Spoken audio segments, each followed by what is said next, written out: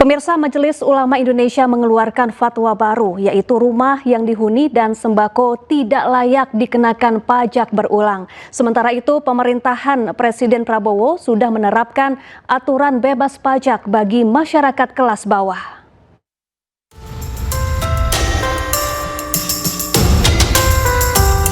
Masalah sulitnya memiliki rumah terus menjadi sorotan pemerintah. Majelis Ulama Indonesia pun buka suara. Sejumlah fatwa disusun untuk memastikan terwujudnya pajak berkeadilan di Indonesia. Fatwa ini dibahas dalam Munas ke-11 Majelis Ulama Indonesia. Salah satu fatwa yang diputuskan adalah bumi dan bangunan yang dihuni tak layak kena pajak berulang. Tak hanya itu, bahan kebutuhan pokok seperti sembako juga tak boleh kena pajak. Barang konsumtif yang merupakan kebutuhan primer, khususnya sembako, itu juga tidak boleh dibebani pajak. Kemudian bumi dan bangunan yang dihuni dalam pengertian dia non-komersial tidak boleh dikenakan pajak berulang. Karena pada hakikatnya dia tidak berkembang. Sementara itu, pemerintahan Presiden Prabowo sebenarnya telah membebaskan bea perolehan hak atas tanah dan bangunan bagi masyarakat berpenghasilan rendah. Izin persetujuan bangunan yang sebelumnya dikenal dengan IMB juga digratiskan bagi warga tak mampu. Jalankan kebijakan yang pro rakyat, yaitu membuat MBR, rakyat yang MBR itu masyarakat berpenghasilan rendah, itu supaya BPHTB, biaya perolehan tanah bangunannya, yang tadinya bayar jadi gratis, kemudian juga PBG-nya, persetujuan bangunan gedung, dulu namanya IMB, sekarang namanya PBG, itu juga sudah gratis, itu berjalan dan dimonitor, dibantu oleh Bapak Mendagri. Pemerintah juga memiliki program rumah subsidi yang bisa dinikmati warga berpenghasilan UMR. Harganya pun dibuat terjangkau. Namun MUI tetap meminta pemerintah untuk mengevaluasi aturan pajak bumi bangunan, pertambahan nilai hingga pajak penghasilan. Tim Liputan, iNews melaporkan. Pemirsa, Presiden Prabowo Subianto memanggil sejumlah Menteri Kabinet Merah Putih di kediamannya di Hambalang, Bogor, Jawa Barat.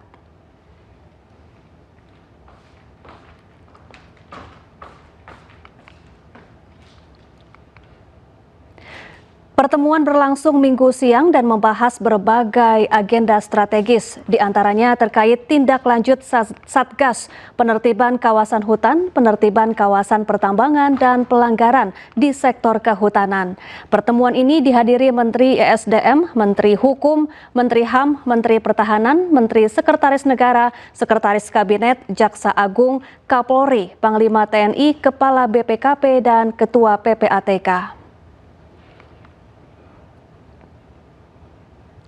Ya, pemerintah terus berperang melawan mafia. Kali ini Kementerian Pertanian berperang melawan mafia pangan.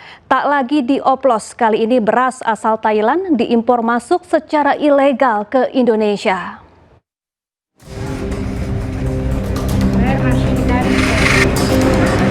Kementerian Pertanian terus menabuh genderang perang. Kali ini musuh yang dibidik adalah importir beras ilegal. Kementerian Pertanian menemukan dugaan penyelundupan beras ke Indonesia melalui Sabang. Beras diimpor dari Thailand sebanyak 250 ton tersebut kini disegel kepolisian. Impor beras ini diduga dilakukan oleh oknum tanpa persetujuan dan izin pemerintah. Padahal menurut Menteri Pertanian Amran Sulaiman, Presiden Prabowo tegaskan tidak akan impor beras, lantaran saat ini stok beras di Indonesia tertinggi.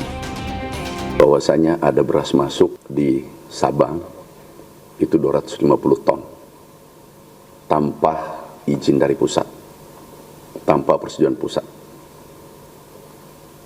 Tadi langsung kami telepon Kapolda, kemudian Kabareskrim,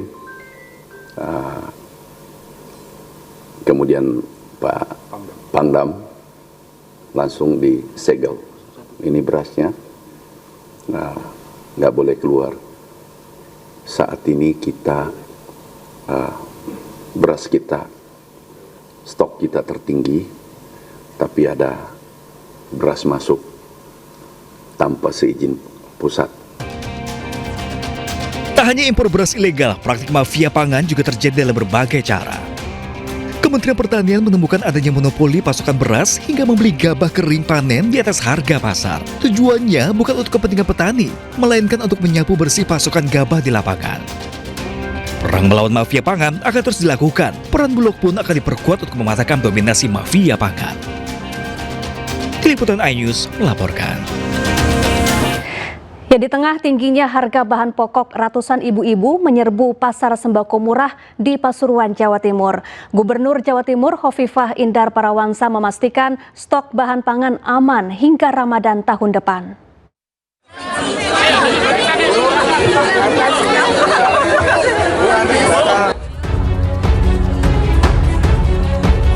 Di tengah tingginya harga bahan pokok, ratusan ibu-ibu di Pasuruan, Jawa Timur menyerbu pasar murah yang digelar Pemprov Jatim. Mereka rela berdesak-desakan untuk mendapatkan paket sembako murah yang terdiri dari beras, telur, gula, dan minyak goreng. Setiap orang hanya diperbolehkan membeli 1 paket saja. Di pasar murah ini, gula pasir dijual Rp14.000 per kilogram, sementara harga normal mencapai Rp16.000. Adapun harga daging ayam dijual Rp30.000 per kilogram, sementara di pasaran mencapai Rp37.000. Bahkan telur ayam yang mencapai Rp30.000 per kilogram di pasaran, di sini dijual seharga Rp22.000. Melalui pasar-pasar murah, apalagi menjelang Nataru. Setelah Nataru menjelang lagi Ramadan. Jadi memang dari mulai akhir November, Desember, Januari, Februari, saya rasa kita ingin masifkan.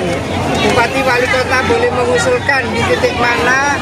Kalau Pak Wali Kota usul titik mana, saya juga bisa datang lagi.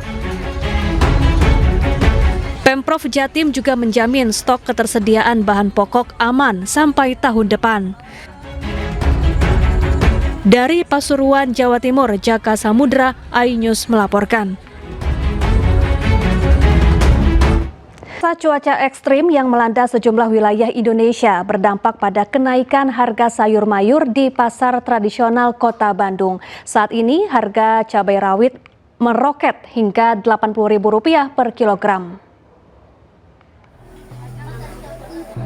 Hampir 2 pekan, komoditi sayur mayur mengalami kenaikan harga di pasar tradisional seperti yang terjadi di Pasar Cihapit, Kota Bandung, Jawa Barat. Menteri Perdagangan Budi Santoso langsung sidak ke lokasi.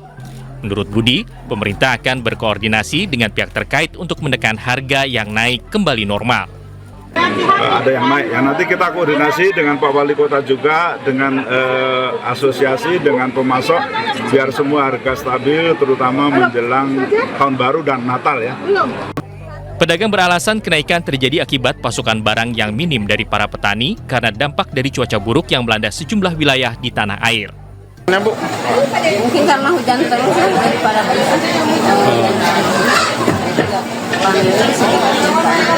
pasokannya gimana, Bu? agak kurang. Jadi kalau nggak pesan nggak bisa jualan. Saat ini, pedagang menjual cabai rawit merah di angka Rp80.000 per kilogram, naik 2 kali lipat dari harga normal, yakni Rp40.000. Sementara sayuran brokoli dari Rp15.000 kini menjadi Rp30.000, serta wortel dari Rp12.000 kini menjadi Rp22.000 per kilogramnya.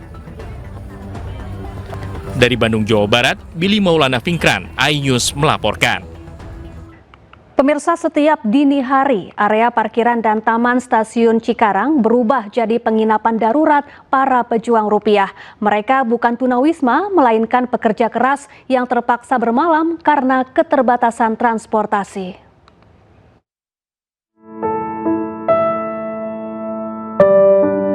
Tidak ada bantal empuk apalagi selimut hangat di Hotel Darurat Stasiun Cikarang, Kabupaten Bekasi, Jawa Barat. Seluruh tamunya bebas tidur di dalam stasiun hingga ke sekitar taman.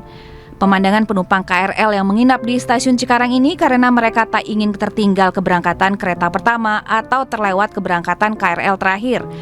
Fenomena ini bahkan mendapat perhatian dari Menteri Perhubungan. Menhub berjanji akan mempertimbangkan kereta KRL Jabodetabek bisa beroperasi selama 24 jam sebagai solusinya. Seiring berjalannya waktu, jumlah penumpang stasiun Cikarang juga turut meningkat.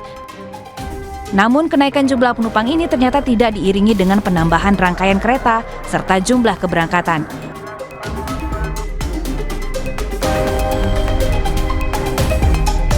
Bagi pejuang rupiah yang hendak menuju Jakarta dan sekitarnya, mereka harus mengejar kereta pertama pada jam 4 dini hari agar tidak terlambat.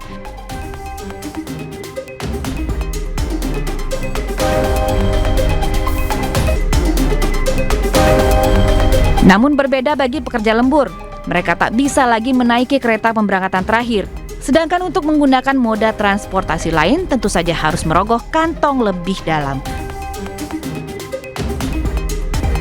Dalam keterbatasan di malam yang semakin larut, para pekerja ini tidak punya pilihan. Kursi-kursi di ruang tunggu, lantai stasiun Cikarang yang dingin, pada akhirnya jadi persinggahan sementara. Semua dilakukan demi bertahan hidup dan juga dapur bisa tetap ngebul. Tim Liputan iNews melaporkan. Menko Bidang Infrastruktur dan Pembangunan Kewilayahan Agus Harimurti Yudhoyono mendapat penghargaan tertinggi bagi alumni Nanyang Technological University Singapura. AHY dinilai berhasil berjasa besar bagi masyarakat, bangsa, dan komunitas global. Tonight's Nanyang Distinguished Alumni Award goes to Dr. Agus Harimurti Yudhoyono, Coordinating Minister for Infrastructure and the Netherlands, Republic of Indonesia. Menko Bidang Infrastruktur dan Pembangunan Kewilayahan Agus Harimurti Yudhoyono mendapatkan penghargaan tertinggi bagi alumni Nanyang Technological University Singapura.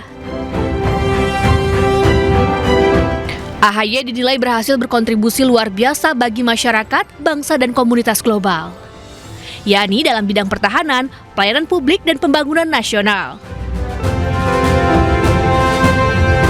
AHY menyampaikan terima kasih dan penghormatan atas apresiasi ini. Selamat untuk awardnya. Sebuah kehormatan dan tentunya menjadi penyemangat. Mudah-mudahan bisa terus berperan dan berkontribusi untuk Indonesia dan tentunya juga membangun hubungan yang baik dengan Singapura. Di mana Nanyang Technological University adalah alma mater yang selalu saya banggakan. Yes, ini the highest. Adapun Nanyang Alumni Awards yang digelar sejak 2005 merupakan apresiasi NTU kepada para alumni yang mengharumkan nama kampus di tingkat internasional. Pemirsa, pemerintahan Presiden Prabowo Subianto berkomitmen menyelesaikan seluruh persoalan garis batas negara. Badan Nasional Pengelola Perbatasan Republik Indonesia menyelenggarakan rapat koordinasi terkait batas wilayah negara dan perbatasan. Pemerintah berkomitmen untuk menyelesaikan seluruh persoalan garis batas negara. Tak hanya itu, pemerintah juga mempercepat pembangunan pos lintas batas negara.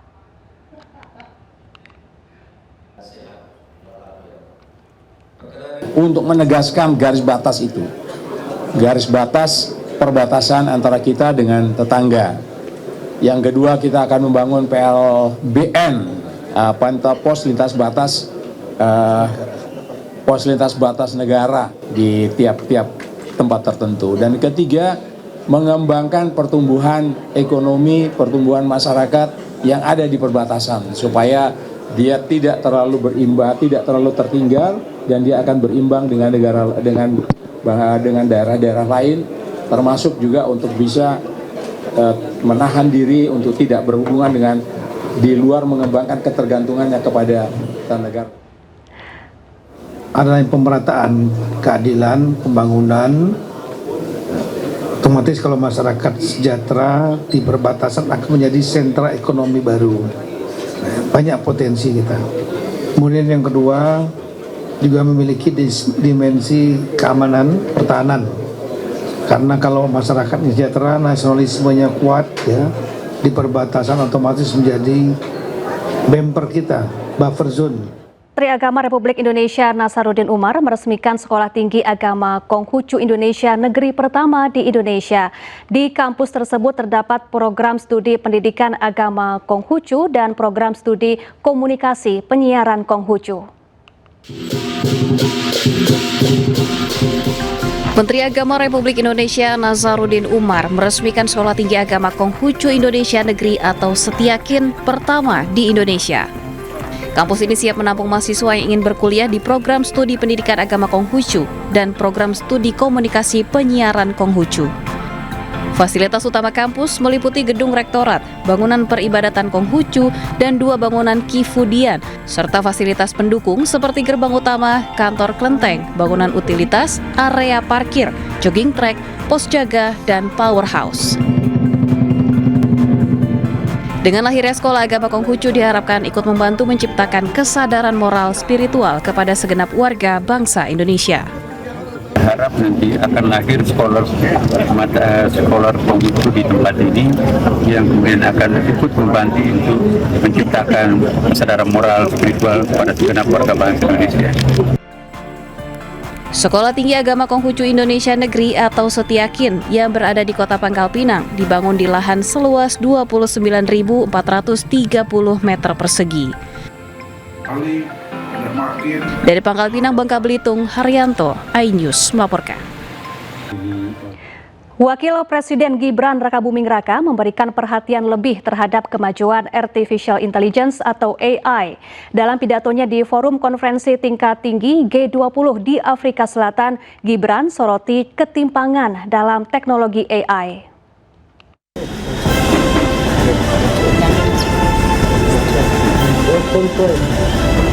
Wakil Presiden Gibran Rakabuming Raka berbicara tentang AI dalam pidatonya di sesi ketiga Konferensi Tingkat Tinggi G20 di Johannesburg, Afrika Selatan.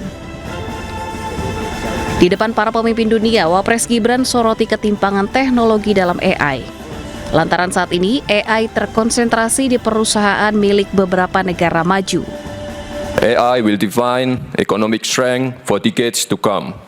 Yet today, its benefits remain highly unequal, concentrated in a handful of companies from a few advanced economies. If this imbalance continues, the digital divide will deepen. History has shown us when progress is uneven, the benefits flow to a few, while the costs fall on the many. Ini adalah pertama kalinya Wapres Gibran berpidato di depan pemimpin dunia G20. Selain menyoroti soal AI, Gibran juga menegaskan Indonesia di bawah pemerintahan Presiden Prabowo Subianto juga mendukung kesepakatan kerja warga negara G20 untuk upah yang adil, kesetaraan gender, hingga perlindungan sosial.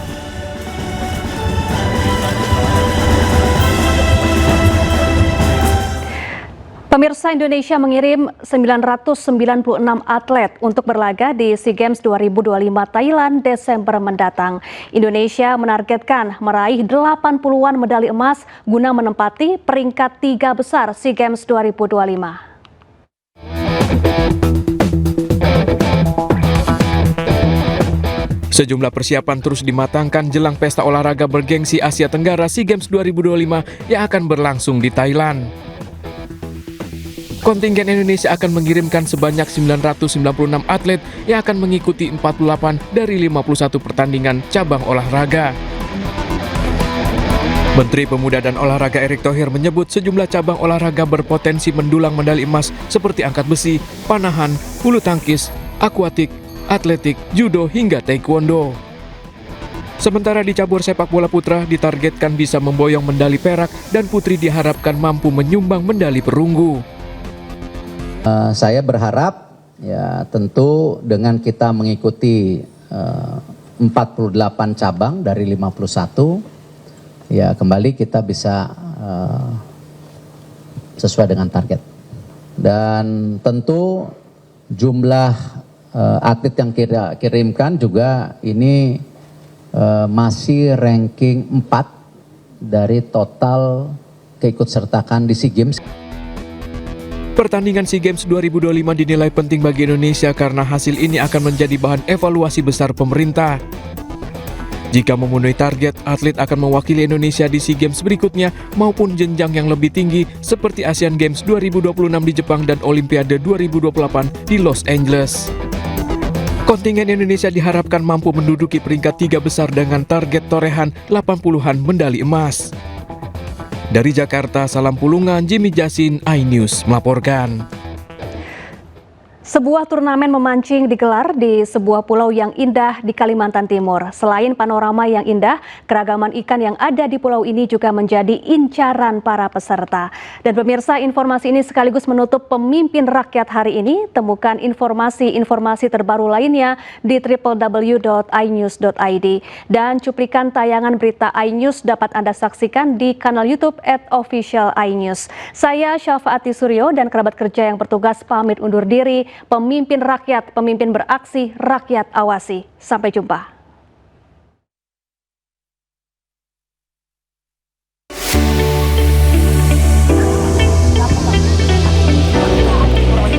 Brau Fishing Cup 2025 sukses digelar di Pulau Derawan, Kalimantan Timur. Diikuti oleh 60 tim dari Kalimantan Timur dan Kalimantan Utara, para peserta berlomba untuk mendapatkan beragam ikan yang dimiliki kawasan strategis pariwisata nasional ini. Sedikitnya 1,3 ton ikan berhasil ditangkap peserta lomba, bahkan termasuk ikan-ikan yang hanya bisa dijumpai di kedalaman ratusan meter. Di antaranya ikan jenis eskalator, ikan rubi, hingga ikan dokton yang hanya dapat dijumpai di kedalaman 200 meter yang membuat penangkapnya keluar sebagai juara. Yang pertama adalah kita kawasan pariwisata, kawasan strategi pariwisata nasional. Dan yang kedua adalah wisata laut yang tidak semuanya dimiliki oleh tempat-tempat lain. Kemudian juga dengan kearifan lokal yang ada, dengan sumber daya alam yang ada, ini penting sekali untuk kita terus promosikan. Dan yang keempat, dengan adanya resort-resort yang mulai berkembang, ini tentu akan bisa